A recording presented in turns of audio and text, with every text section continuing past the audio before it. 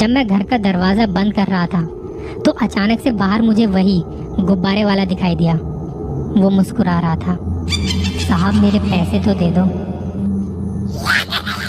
अक्सर गर्मियों की छुट्टियों में बच्चे घूमने फिरने निकल जाते हैं। कुछ पहाड़ों पर किसी ठंडी जगह पर चले जाते हैं तो कुछ रिश्तेदारों के घर चले जाते हैं थोड़े दिन यूं ही रहने के लिए। अभी थोड़े टाइम पहले मेरे घर में भी कुछ बच्चे आए हुए थे। मेरे मामा जी और उनके दोनों बच्चे। वो जिद कर रहे थे कि कहीं घूमने चलते हैं, पर गर्मी इतनी थी कि कहाँ जाते। ये वक्त ऐसा होता है जब मानसून से पहले बारिश होती है। तो यूं ही एक दिन मौसम बना बारिश का। शाम के वक्त अचानक ठंडी ठंडी हवाएं चलने लगी। बच्चों ने जिद की कि चलो ना भैया कहीं घूम के आते हैं। मैंने कहा ठीक है, रात को खा पी के निकलते हैं, तुम 9 बजे तक तैयार हो जाना। खाना वाना खा के हम लोग जाने के लिए तैयार थे। सबसे पहले गए थे हम बंगला साहिब गुरुद्वारा। वहाँ जाके एक अलग सा सुकून मिलता है और मौसम अच्छा हो तो बात ही क्या। और उस दिन भी मौसम कुछ ऐसा ही था। जब हम वहाँ पहुँचे तो 9:30 बज रहे थे। वहाँ दर्शन किए, घूमे फिरे और करते करते 10:30 बज चुके थे। तब मैंने उन दोनों को कहा कि चलो अब घर चलें। उन्होंने कहा ठीक है। मैंने कहा फिर कभी दोबारा आएंगे। हम वहाँ से बाहर आ गए, ऑटो पकड़ा और निकल पड़े घर के लिए। रात को कनॉट प्लेस का इलाका बड़ा ठंडा और शांत लगता है। उस दिन भी वैसा ही था। हम रास्ते में थे और ऑटो वाले ने जो रास्ता पकड़ा था वो था इंडिया गेट का रास्ता। वहाँ से होते हुए हम घर जा रहे थे।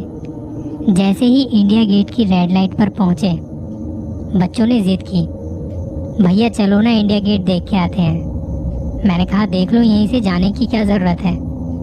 तो वो दोनों रोने जैसी शक्ल बना के कहने लगे चलो ना भैया प्लीज़, ज़्यादा देर नहीं रुकेंगे। मैंने कहा ठीक है। हमने अपना ऑटो वहीं साइड में रुकवाया और निकल पड़े घूमने के लिए। बहुत सारे लोग थे वहाँ, काफ़ी भीड़ थी उस वक्त।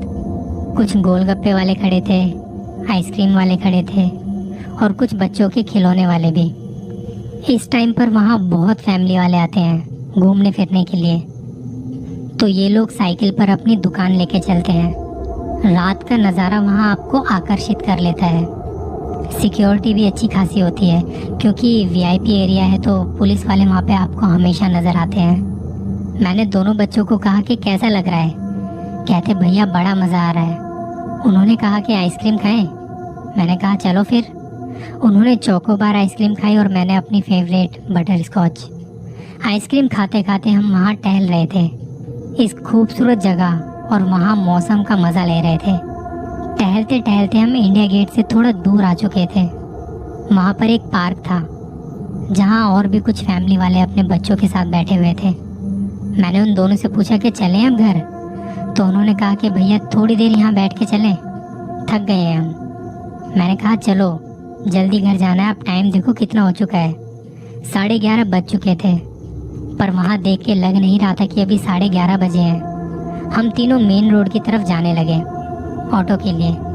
तभी हमारे सामने से एक बड़ी बॉल आके गिरती है। देखा तो वो बॉल एक बच्चे की थी जो उससे खेल रहा था। वहाँ खिलौने वाले बहुत होते हैं इस वक्त।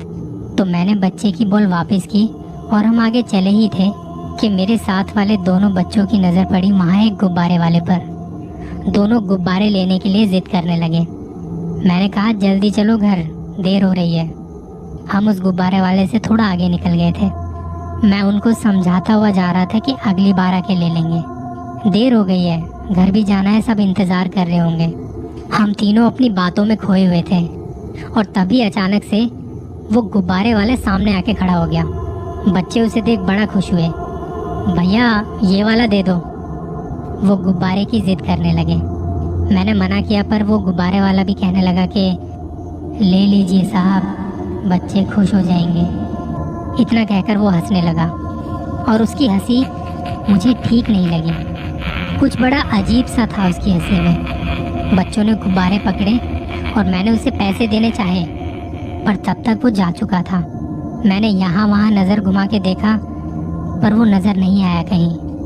हम तीनों अब थोड़ा और दूर आ चुके थे भीड़ भाड़ वाले इलाके से। ना तो वहाँ कोई पुलिस वाला नजर आ रहा था और ना लोग थे वहाँ। अब तो बच्चे भी कहने लगे थे कि भैया घर चलो। मैंने कहा हाँ बस ऑटो वाला आ जाए कोई, फिर घर ही चलते हैं। मेन रोड की तरफ आके खड़े हुए और तभी एक ऑटो वाला हमारे सामने से निकल गया। मैं ऑटो को देख रहा था पर वो नहीं रुका, शायद सवारी होगी उसमें। रात के अंधेरे में मुझे वो दिखा नहीं। मैंने ऑटो जाते ही सामने देखा तो सामने अचानक से वो गुब्बारे वाला नजर आया जो सड़क के उस पार खड़ा था। उसकी नजरें हमारी ही तरफ थी। 12 बजने को थे और बच्चों को भी नींद आने लगी थी। मैं यही सोच रहा था कि कोई ऑटो मिल जाए बस। दोनों बच्चों को भी नींद आ रही है, मैं इन्हें कैसे संभालूंगा। मैंने बच्चों को देखते हुए कहा कि सोना मत, और तभी वो गुब्बारे वाला हमारे पास आके खड़ा हो गया। वो मुस्कुरा रहा था। मैंने कहा क्या चाहिए भाई, डरा क्यों रहा है? तो उसने मुस्कुराते हुए कहा मेरे पैसे तो दे दीजिए। मैंने कहा हाँ भूल गया था, माफ़ कीजिए। मैंने जेब से पैसे निकालने चाहे मगर इतने में वो फिर से गायब। और तभी एक ऑटो वाला आ गया। मैंने घर का पता बताया और हम बैठ गए ऑटो में। ऑटो में बैठते ही दोनों बच्चे सो गए थे। उनके हाथ में गुब्बारे थे, वो मैंने पीछे रखे उन्हें अपनी गोद में सुलाने लगा।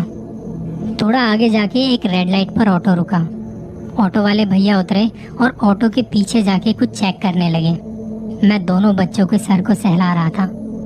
मैंने जैसे ही सामने देखा तो वो गुब्बारे वाला नजर आया। साहब मेरे पैसे तो दे दो।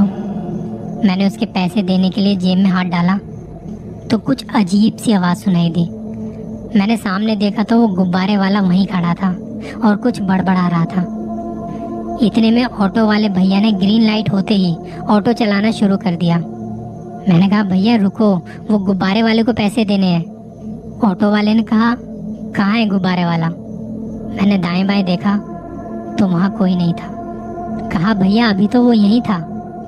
ऑटो वाले ने कहा अरे भाई साहब कोई नहीं है, अब चलूँ मैं?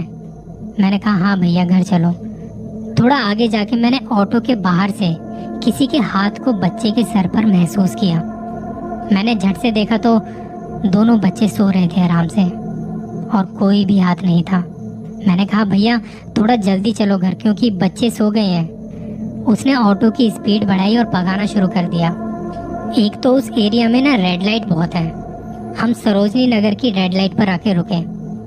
वहाँ बस हमारा ही ऑटो खड़ा था इस टाइम पर। मैंने कहा भैया चलो ना, कोई नहीं है। तभी वो गुब्बारे वाला ऑटो के अंदर अपना हाथ देते हुए कहता है साहब मेरे पैसे तो दे दीजिए। तब उसने झुक के देखा ऑटो के अंदर। मैंने कहा कि क्या कर रहा है यार? वो हंसने लगा। ऑटो वाले ने कहा कि क्या भाई साहब किससे बातें कर रहे हो? मैंने कहा अभी तो वो गुब्बारे वाला यहीं था। भाई साहब शायद आपको नींद आ रही है, यहाँ कोई नहीं है। इतने में ग्रीन लाइट हो गई और हम निकल पड़े घर के लिए। मैंने कहा थोड़ा जल्दी चलो भैया, अब रास्ते में कोई रेड लाइट पड़े तो रुकना मत। और इसके बाद वो ऑटो वाला कहीं नहीं रुका और थोड़ी देर में हम घर पहुंच गए। मैंने ऑटो वाले को पैसे दिए, दोनों बच्चों को जगाया और घर में घुसा दिया। इतने में ऑटो वाला आया। भाई साहब आपके बच्चों के गुब्बारे रह गए थे। मैंने उन्हें शुक्रिया किया और वो जाने लगा। जब मैं घर का दरवाज़ा बंद कर रहा था तो अचानक से बाहर मुझे वही गुब्बारे वाला दिखाई दिया। वो मुस्कुरा रहा था। साहब मेरे पैसे तो दे दो। मैंने उसे पैसे देने के लिए जेब में हाथ डाला, तब तक वो गायब हो चुका था। पता नहीं कैसे यहाँ तक आ गया था हमारे साथ। शायद वो गुब्बारे की वजह से जो बच्चों ने लिए थे। मैं फर्स्ट फ्लोर पर गया, वहाँ से बालकनी से नीचे देखा तो नीचे वही गुब्बारे वाला खड़ा था, देखकर हंस रहा था। मेरे साथ तब क्या हो रहा था मुझे कुछ भी नहीं पता। रात को सोने की कोशिश कर रहा था पर नींद नहीं आ रही थी। करवट बदलते बदलते सुबह होने को थी। सुबह 6 बजे के आसपास मैंने बालकनी में आके देखा तो मुझे वो गुब्बारे वाला नज़र नहीं आया। उस वक्त सब सो रहे थे। मैंने दोनों बच्चों के गुब्बारे उठाए और निकल पड़ा उसी जगह के लिए जहाँ से हमने वो गुब्बारे खरीदे थे। ऑटो में बैठ मैं पूरे रास्ते यही सोच रहा था कि रात को आखिर ऐसा हुआ क्या था। मैं इंडिया गेट पहुँचा और ऑटो वाले को उस जगह पर रुकने को कहा जिस जगह पर हमने वो गुब्बारे लिए थे। वहीं पे जाके मैंने दोनों गुब्बारे रखे और उसके साथ 20 रुपए भी। वापस से ऑटो में बैठा और घर जाने के लिए निकल पड़ा।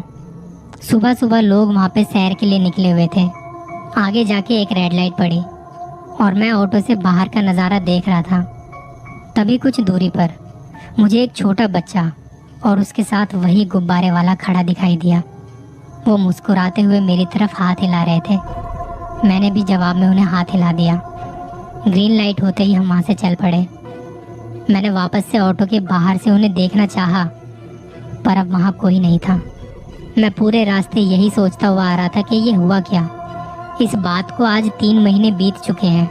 मैं हफ्ते 10 दिन में एक बार उसी जगह पर जाके वहाँ पे 20 रुपए रख के आता हूँ। उस दिन के बाद से मुझे वहाँ कोई गुब्बारे वाला नहीं दिखा। मेरे मन में कुछ सवाल हैं जो हमेशा रहेंगे। उसने मुझे कुछ नुकसान नहीं पहुँचाया, ना बच्चों को कुछ नुकसान पहुँचाया। इससे ज़्यादा मुझे कुछ नहीं पता चला उसके बारे में। आपको क्या लगता है, क्या रहा होगा उनके साथ ऐसा जो वो मुझे नज़र आए थे? बताना ज़रूर।